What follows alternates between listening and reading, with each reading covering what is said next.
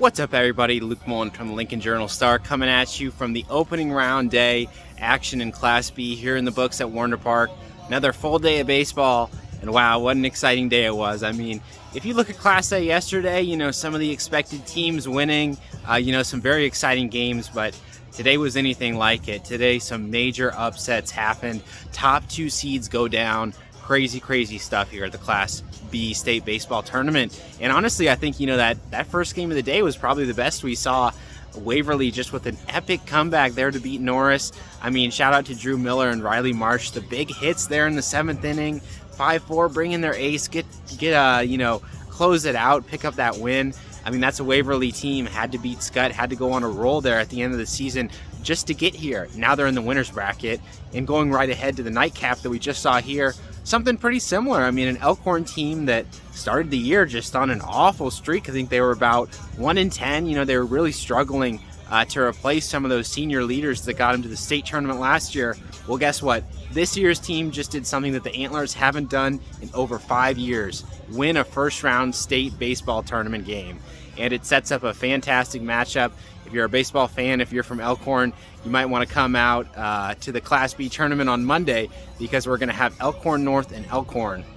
Shout out to the Wolves, first ever appearance here at the state baseball tournament, and they came up strong against Omaha Gross. 11-0, 10-run inning, probably the most that I've seen all year. Really we've seen some big innings, but 10 runs, it was crazy. Just batting around, really, getting to Omaha Gross and showing kind of that strength, that power throughout the lineup that we've seen from Elkhorn North throughout the year. And of course, the other Class B game that we got to see today was also a good one. We got a lot of good different games, but it was 8-1 Beatrice over Central City. Just got to see the Orangemen, pick apart. Cale Jensen, a great starting pitcher there for Central City, but Tucker Timmerman just outdueling him a little bit, and that Beatrice lineup just great, top to bottom. Austin Burrows, a big day. Max Reese and Deegan Nelson got on base. All 5 of their at-bats, pretty crazy. When you get on base, good things are going to happen. That's what coaches teach you, and that's what played out today.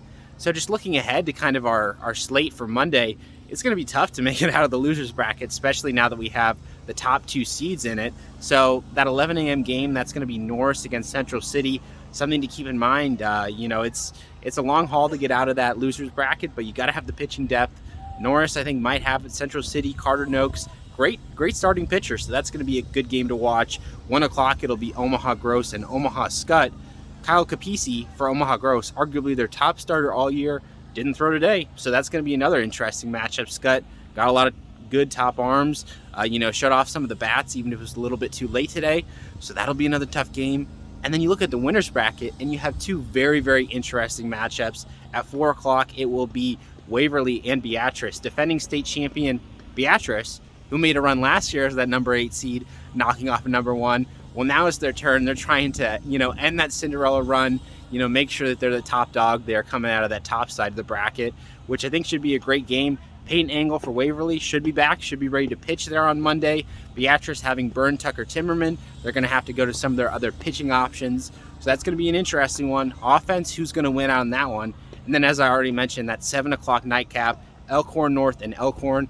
Expect to see Colin Nowasic from Elkhorn North, fantastic pitcher. And Elkhorn's Ben Ayala came in today for the 1-out save, made sure that the Antlers got it done. And so, yeah, that was a fantastic day of Class B baseball here at Warner Park. Thank you all for following along, and stay tuned next week for even more coverage.